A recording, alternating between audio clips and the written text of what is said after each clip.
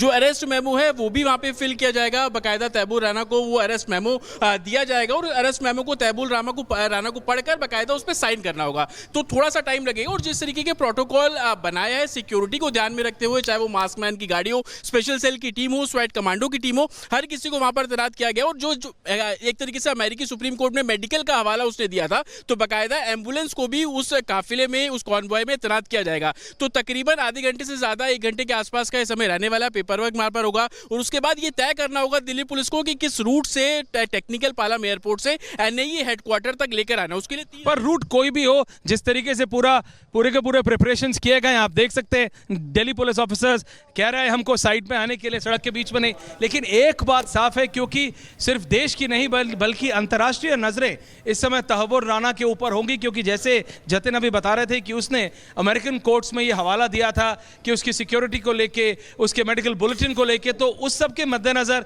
खासा ध्यान दिया जा रहा है। और इसीलिए हमें बोला जा रहा है it can take more than an hour, 1 घंटे से ज़्यादा का समय लग सकता है एयरपोर्ट के अंदर, और उसके बाद फिर उसको वहां से निकाला जाएगा। ऑब्वियसली जतिन, एक नहीं मल्टीपल रूट्स होंगे, कीपिंग इन माइंड दैट 26/11 का मास्टरमाइंड तहव्वुर राना आखिरकार भारत की गिरफ्त में है। जैसा हम कल भी बोल रहे थे, डोनाल्ड ट्रंप दुनिया के लिए कैसा है इट डजंट मैटर, लेकिन भारत के दुश्मनों को भारत को सौंप रहा है। और भारत को अब ध्यान रखना है कि कोई भी उंगली ना उठा सके, इसीलिए वो सारा प्रोटोकॉल, सारा प्रोसेस फॉलो किया जा रहा है। बिल्कुल, देखिए उस प्रोसेस को तो फॉलो किया जा रहा है, लेकिन जो सुप्रीम कोर्ट के ऑर्डर्स हैं, अमेरिकी सुप्रीम कोर्ट के, खास तौर पर उसको संभवतः ध्यान में रखा जाएगा। उसमें जो भी पॉइंट्स है उस पॉइंट्स को कैरी किया जाएगा। उसकी मेडिकल हेल्थ को लेकर, उसकी जो दूसरी चीज़ है उसकी सिक्योरिटी को लेकर, जिस जगह उसको रखा जाएगा वहां पर किस तरीके के इंतजाम होंगे, उन सभी चीज़ों को सुनिश्चित किया जाएगा। और संभवतः इसको लेकर थोड़ा सा टाइम बिल्कुल लगेगा। मेडिकल सबसे पहले कंडक्ट किया जाएगा, वहां पर मेडिकल कराने के बाद जो पूरा प्रोसीजर है, जो पेपर वर्क है वो किया जाएगा, अरेस्ट मेमो साइन करवाया जाएगा। और उसके बाद उस अरेस्ट मेमो को बाकायदा तैबूर राना को पढ़कर बताया जाएगा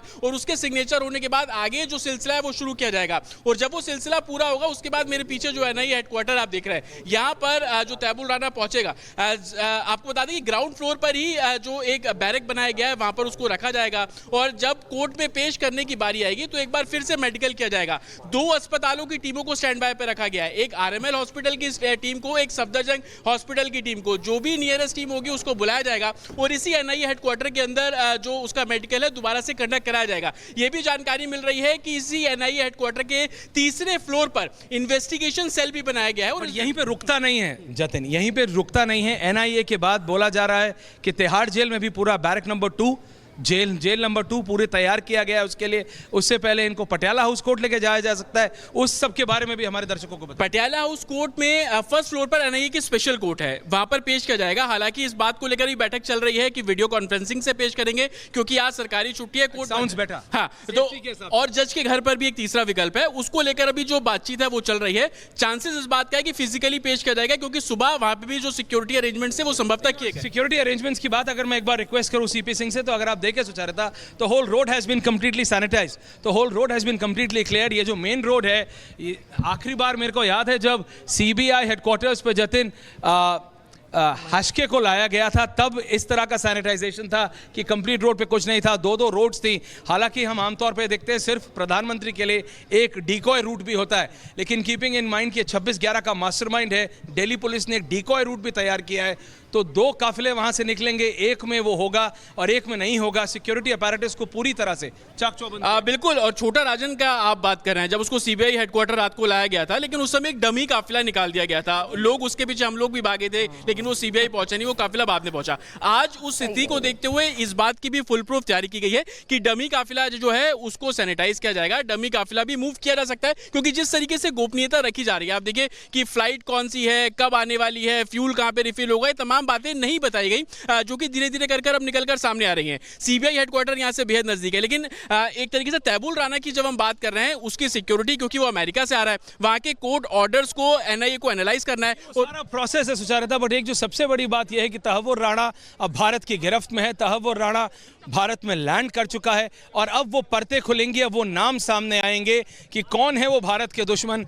अगर कोई ओवरसीज सेल्स काम कर रहे थे 26/11 में, किन किन लोगों ने किसी भी स्तर पे उसकी मदद की है, या चाहे वो हेडली हो या फिर तहव्वुर राना हो, किस तरह से भारत के दुश्मनों ने भारत में रहते हुए अगर मदद की है, तो वो सारे नाम अब सामने आएंगे। बिल्कुल बिल्कुल बिल्कुल, इसमें एनआईए चार्जशीट भी दायर कर चुका है। उस चार्जशीट को अब कोर्ट में रखना होगा, हालांकि वो पहले दायर हो चुकी है, लेकिन अब सबूतों को भी रखना होगा। जो कॉल रिकॉर्डिंग्स है अयूब राना से तहवुल की बातचीत को लेकर हो, डेविड हेडली से बातचीत को लेकर, ये तमाम कॉल रिकॉर्डिंग्स एनआईए के पास मौजूद है।